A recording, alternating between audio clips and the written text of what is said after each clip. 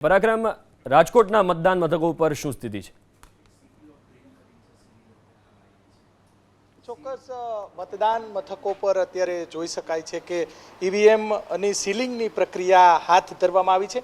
અત્યાર સુધીમાં રાજકોટની વાત કરવામાં આવે તો રાજકોટની અંદર જે મતદાનના જે આંકડાઓ આવ્યા છે 45% જેટલું મતદાન 5 વાગ્યા સુધીનું, એટલે કે જે 50 થી 51% રાજકોટ મહાનગરપાલિકાનું સરેરાશ મતદાન રહેશે।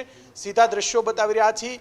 જે ઉમેદવારો છે 72 બેઠકોના 18 વોર્ડના ઉમેદવારો છે, 72 બેઠકો છે તેમના ઉમેદવારો તે અત્યારે ઈવીએમમાં સીલ થઈ ગયા છે। સીધા દ્રશ્યો બતાવશું। મતદારોની અંદર 1 થી 4 ભારે તાપના કારણે થોડી નિરાશા જોવા મળી હતી, પરંતુ અત્યારે મતદારોની અંદર જે 4 થી 5 વાગ્યા અને 6 વાગ્યા સુધી જે ભારે ઘસારો જોવા મળ્યો હતો ને અત્યારે મતદાન શાંતિપૂર્ણ માહોલમાં પૂર્ણ થયું છે। જી બિલકુલ, આભાર પરાક્રમ વિગતો આપવા માટે।